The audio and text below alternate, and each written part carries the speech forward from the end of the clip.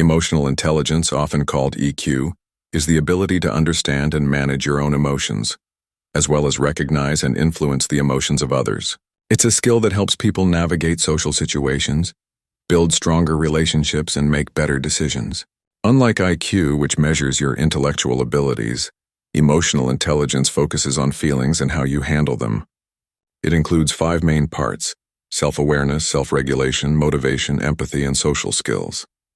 Self-awareness means knowing what you are feeling and why. It helps you understand how your emotions affect your thoughts and actions. When you are self-aware, you can spot your emotional triggers and avoid reactions that might cause problems. Self-regulation is about controlling your emotions instead of letting them control you. It means staying calm under pressure, avoiding impulsive decisions, and handling difficult situations in a positive way. Motivation and emotional intelligence is the drive to work hard and stay focused on your goals, even when faced with challenges or setbacks. People with high motivation often have a positive attitude and are committed to personal growth. Empathy is the ability to understand and share the feelings of others. It allows you to connect with people on a deeper level, which builds trust and improves communication.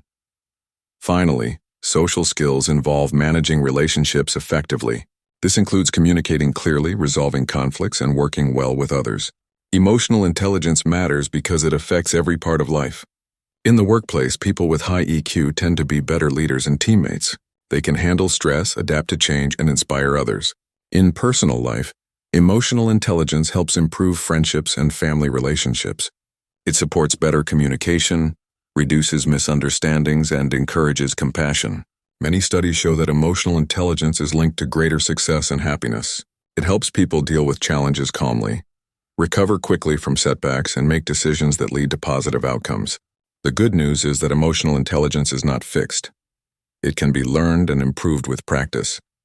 By paying attention to your feelings, listening to others, and managing your reactions, you can increase your EQ over time.